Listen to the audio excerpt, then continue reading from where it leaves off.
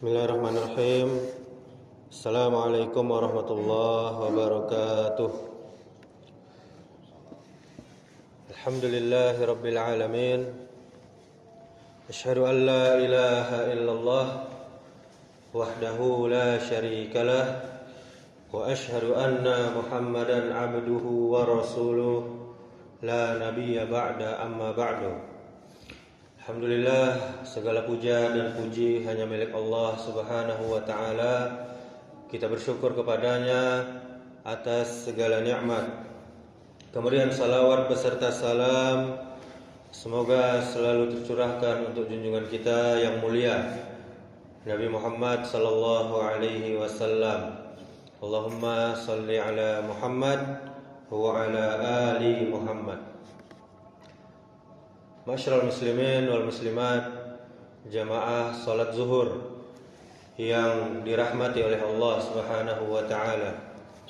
Di dalam sebuah hadis yang derajatnya sahih, Rasulullah sallallahu alaihi wasallam pernah memegang tangan seorang sahabat, yakni bernama Mu'adz bin Jabal radhiyallahu anhu.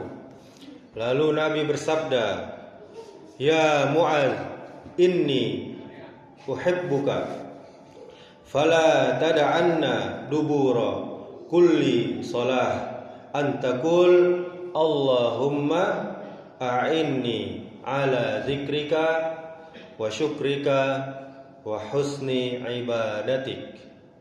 Hadis riwayat Abu Daud dan An-Nasa'i. Yang artinya, wahai Mu'adz, sesungguhnya aku mencintaimu, maka janganlah engkau tinggalkan membaca doa ini setiap selesai salat. Ya Allah, tolonglah aku untuk mengingatmu, bersyukur kepadamu, dan beribadah dengan sebaik-baiknya kepadamu. Jemaah yang dimuliakan Allah Subhanahu wa taala, doa ini doa yang singkat, namun maknanya sangat dalam. Rasulullah sallallahu alaihi wasallam mengajarkan bahwa ibadah yang baik hanya dapat dilakukan dengan pertolongan dari Allah Subhanahu wa taala. Kita tidak akan bisa berzikir tanpa izin Allah. Kita tidak akan mampu bersyukur tanpa bimbingan darinya. Dan kita tidak akan bisa beribadah dengan sempurna tanpa taufik dan hidayah dari Allah Subhanahu wa taala. Oleh karena itu, marilah kita jadikan doa ini bagian dari rutinitas setelah salat atau sebelum salam, agar Allah Subhanahu wa taala senantiasa menolong kita dalam mengingatnya, menolong kita dalam bersyukur kepadanya, dan menolong kita dalam memperbaiki ibadah kita. Masyarul muslimin wal muslimat, jamaah yang dimuliakan Allah Subhanahu wa taala. Bagaimana cara mengingat Allah Subhanahu wa taala? Atau zikrullah ala zikrika, di dalam teks hadis tadi, di dalam teks doa tadi, untuk selalu mengingatmu, yaitu yang pertama zikir dengan lisan, seperti yang kita ketahui, membaca tasbih subhanallah, tahmid alhamdulillah, takbir Allahu akbar, kemudian istighfar astaghfirullah, dan salawat kepada Nabi sallallahu alaihi wasallam. Rasul kita sallallahu alaihi wasallam bersabda, perumpamaan orang yang berzikir dengan yang tidak berzikir seperti orang hidup dan orang mati. Hadis riwayat Bukhari. Hadis yang mulia ini mengajarkan kita untuk selalu memperbanyak zikir, agar hati kita senantiasa hidup, senantiasa lembut dan dekat kepada Allah Subhanahu wa taala. Karena hanya dengan mengingat Allah lah hati menjadi tenang. Sebagaimana dalam surah Ar-Ra'd ayat 28 Allah berfirman, alladzina amanu wa tatma'innu qulubuhum bizikrillah, ala bizikrillahi tatma'innul qulub. Yaitu orang-orang yang beriman dan hati mereka menjadi tentram dengan mengingat Allah, dengan berzikir. Ingatlah, hanya dengan mengingat Allah, hanya dengan berzikir hati menjadi tentram. Bukan dengan lagu kaum muslimin kaum muslimat, bukan dengan meditasi atau yang lain-lainnya, tetapi dengan zikrullah. Kemudian zikir dengan hati, yakni kita selalu menghadirkan Allah dalam setiap perbuatan kita. Makan, baca bismillah. Bekerja, dimulai dengan bismillah. Atau beristirahat pun kita membaca nama Allah Subhanahu wa taala. Kemudian kita sadar bahwa Allah selalu mengingat kita, melihat kita, muraqabah, selalu merasa diawasi oleh Allah Subhanahu wa taala. Sehingga setiap langkah kita, niat, ucapan senantiasa terjaga dalam ridhonya.